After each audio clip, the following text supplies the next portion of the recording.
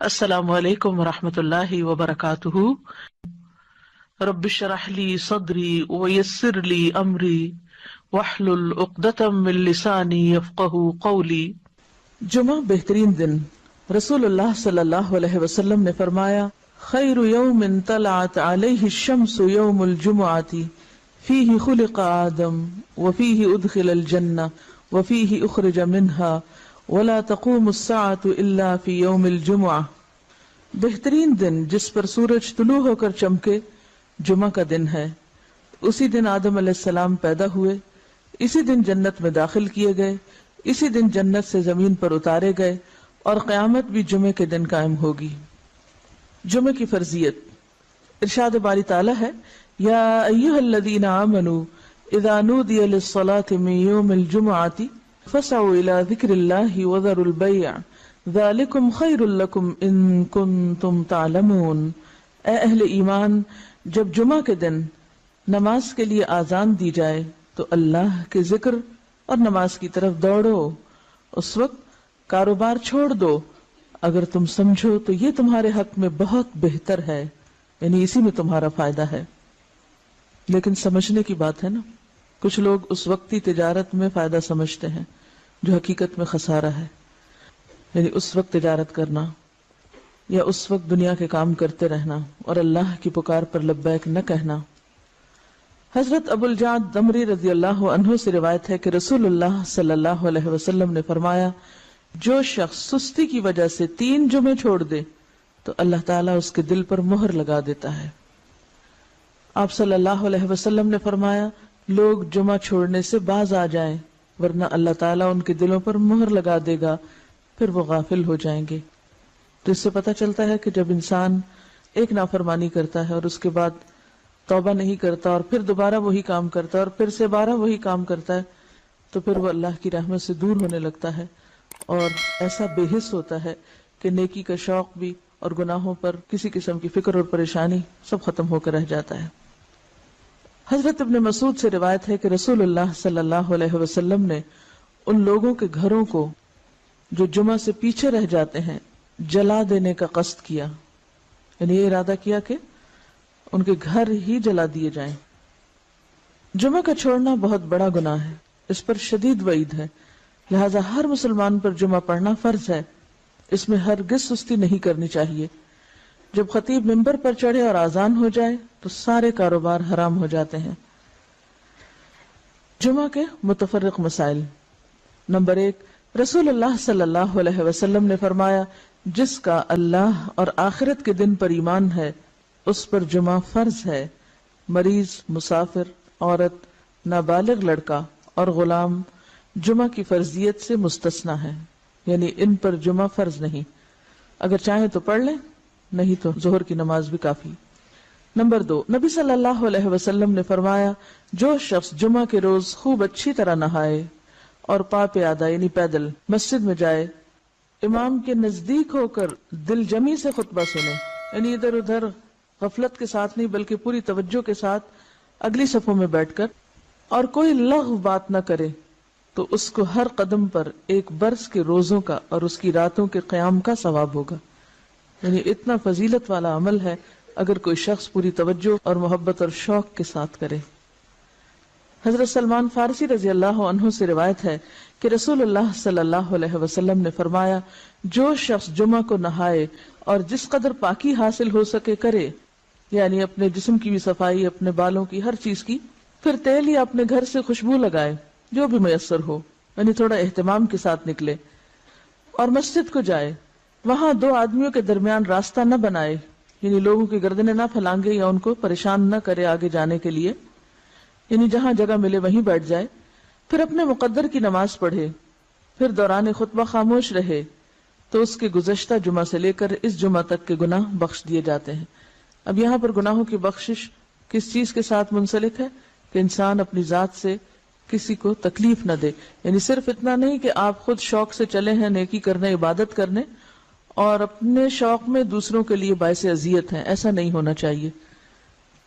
رسول اللہ صلی اللہ علیہ وسلم نے فرمایا، جو شخص غسل کر کے جمعہ کے لیے آتا ہے اور خطبہ شروع ہونے تک جس قدر ہو سکے نوافل ادا کرتا ہے،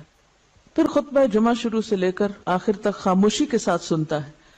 تو اس کے گزشتہ جمعہ سے لے کر اس جمعہ تک اور مزید 3 دن کے گناہ معاف کر دیے جاتے ہیں۔ حضرت عبداللہ بن عباس رضی اللہ عنہ فرماتے ہیں مسجد نبوی کے بعد جو سب سے پہلا جمعہ پڑھا گیا وہ بحرین کے گاؤں جوافہ میں عبد القیس کی مسجد میں تھا۔ اس سے کیا پتہ چلتا ہے کہ جمعہ صرف بڑے شہر میں نہیں بلکہ گاؤں وغیرہ میں بھی پڑھا جا سکتا ہے، یا جہاں بھی لوگوں کی آبادی ہو اکٹھے رہتے ہوں وہاں پر جمعہ پڑھنا چاہیے، یہ جمعے کا اہتمام کیا جانا چاہیے۔ یہاں اس موقع پر میں یہ یاد دہانی آپ کو کرا دوں کہ جن خواتین کے لڑکے ہیں خاص طور پر ان کو، اپنے شوہروں کو، اپنے مرد رشتہ داروں کو یہ احادیث ضرور پڑھوا دیں یا ان کو یاد دہانی کرا دیں تاکہ وہ اگر جاتے بھی ہیں جمعہ پڑھنے تو شوق سے جایا کریں اور ان آداب کا خیال بھی رکھیں جو رکھنے چاہیے۔ اسد بن زرارہ نے نقی الخدمات کے علاقے میں بنو بیازہ کی بستی حزم النبیت جو مدینہ سے 1 میل کے فاصلے پر تھی اس میں جمعہ قائم کیا۔ حضرت عبداللہ بن عمر مکہ اور مدینہ کے درمیان بسنے والے لوگوں کو جمعہ پڑھتے دیکھتے تو اعتراض نہ کرتے۔ نمبر 4، حنین کے دن بارش ہو رہی تھی تو رسول اللہ صلی اللہ علیہ وسلم نے اپنے منادی کو حکم دیا آج اپنی اپنی قیام گاہوں میں نماز پڑھنے کا اعلان کر دو، اور وہ جمعہ کا دن تھا۔ یعنی اگر بارش کا موسم ہو اور جانے میں تکلیف ہو تو ایسی صورت میں پھر ظہر کی نماز گھر پہ پڑھی جا سکتی ہے جب نکلنے میں حرج ہو۔ حضرت ابو ہریرہ سے روایت ہے کہ نبی صلی اللہ علیہ وسلم نے فرمایا آج کے دن 2 عیدیں عید اور جمعہ اکٹھی ہو گئی ہیں، جو شخص صرف عید پڑھنا چاہے اسے وہ کافی ہے، لیکن ہم عید اور جمعہ دونوں پڑھیں گے۔ یعنی اگر ایک ہی دن میں 2 چیزیں ہوں تو ایک کی رخصت ہے، یعنی عید پڑھنا کافی ہے، جمعہ جو ہے اس کی بجائے ظہر کی نماز بھی پڑھی جا سکتی ہے، لیکن آپ صلی اللہ علیہ وسلم نے پھر بھی دونوں چیزوں کو پڑھنا پسند فرمایا اگرچہ سہولت رکھی۔ عبداللہ بن زبیر رضی اللہ عنہ کے زمانے میں جمعہ کے دن عید ہوئی تو انہوں نے نماز عید پڑھائی، جمعہ نہ پڑھایا۔ اس واقعے کی خبر ابن عباس کو ملی تو انہوں نے فرمایا ان کا یہ عمل سنت کے مطابق ہے۔ نمبر 6، رسول اللہ صلی اللہ علیہ وسلم نے فرمایا اگر گنجائش ہو تو جمعہ کے لیے روزانہ استعمال ہونے والے کپڑوں کے علاوہ کپڑے بناؤ۔ یعنی اگر گنجائش ہو اور آسانی ہو اور سہولت ہو، اس سے یہ مطلب نہیں کہ ہر ہفتے نیا جوڑا سلوایا جائے، اس کا مطلب یہ ہے کہ جمعے کا جوڑا مخصوص بھی رکھا جا سکتا ہے، ٹھیک ہے؟ نہیں ایک دفعہ آپ نے سلوا لیا، اس کو ہر روز پہننے کی بجائے جمعے کے دن پہنا جائے، یعنی جمعے کا لباس مخصوص کیا جا سکتا ہے عام روزمرہ کے لباس سے۔ یعنی اہتمام کی بات ہے اصل میں، صرف نئے کپڑے سلوانے کی بات نہیں۔ نبی صلی اللہ علیہ وسلم نے دوران خطبہ گوٹ مار کر بیٹھنے سے منع فرمایا۔ گوٹ مارنا اس طرح بیٹھنے کو کہتے ہیں کہ ہاتھ یا کپڑے کے ساتھ رانوں کو پیٹ سے ملا کر بیٹھیں، ٹھیک ہے؟ اس طرح بیٹھنے سے عموماً نیند آ جاتی ہے اور پھر آدمی خطبہ نہیں سن سکتا۔ علاوہ ازیں اس حالت میں آدمی اکثر گر پڑتا ہے یا بے حجاب ہونے کا بھی اہتمام ہوتا ہے۔ بیٹھ کے دکھائیے، جی ہاں، اس طرح،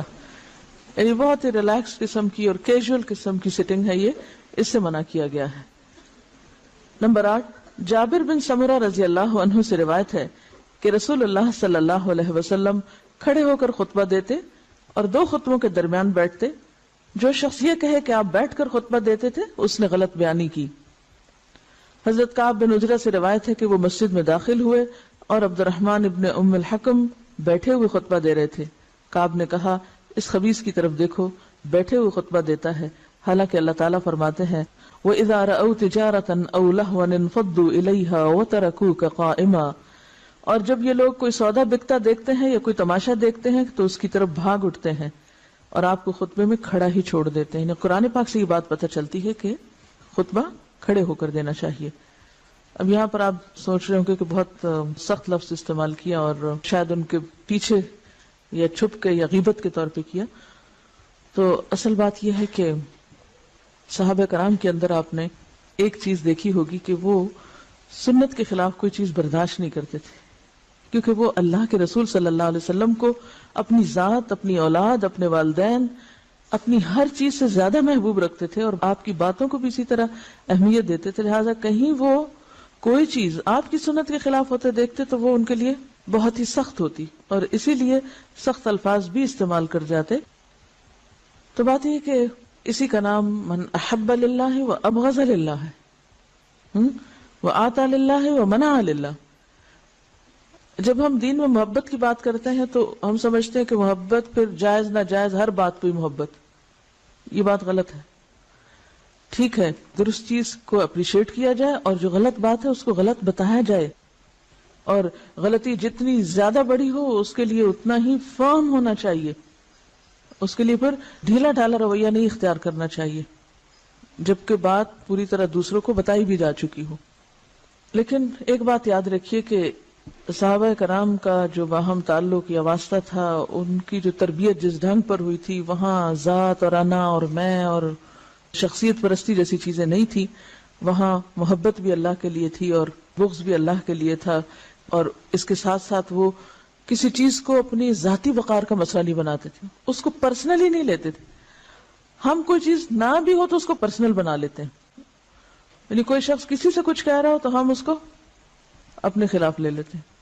اور اپنی ذات کے بارے میں ہمیشہ بہت ہی سمپیتھیٹک اور بہت سینسٹیو اور بہت کانشیس اور بہت مہربان رہتے ہیں، اٹھتے بیٹھتے چلتے پھرتے تکلیفوں کا ذکر بھی کرتے رہتے ہیں۔ کبھی ہمیں یہ بھی سوچنا چاہیے کہ جب ہم بہت زیادہ تکلیفوں کا ذکر کرتے ہیں تو کہیں ہم اللہ تعالیٰ کا شکوہ تو نہیں کر رہے ہوتے؟ تھوڑی دیر کے لیے سوچیں، یہ مسئلہ وہ مسئلہ، یہ پریشانی وہ پریشانی، یہ بیماری وہ بیماری، یہ تکلیف وہ تکلیف، یعنی تھوڑی دیر کے لیے اس بات پر اگر غور کریں کہ ہر وقت ہماری زبان سے شکوے شکایات ہی نکلتے رہیں تو ہمیں کیا معلوم نہیں کہ ہر نقصان، ہر تکلیف، ہر بیماری اللہ کے اذن سے ہی آتی ہے،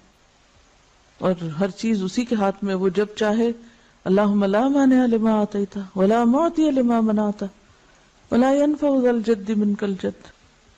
یعنی اگرچہ تکلیف یا بیماری یا دکھ کے اظہار کرنے میں کوئی گناہ کی بات نہیں ہے،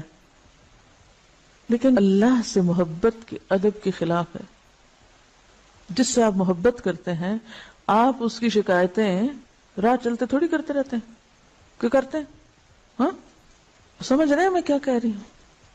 اس شخص سے آپ نے کیا سبق سیکھا جس کا صدقہ کسی ایسے شخص کو چلا گیا کہ جو مستحق نہیں تھا،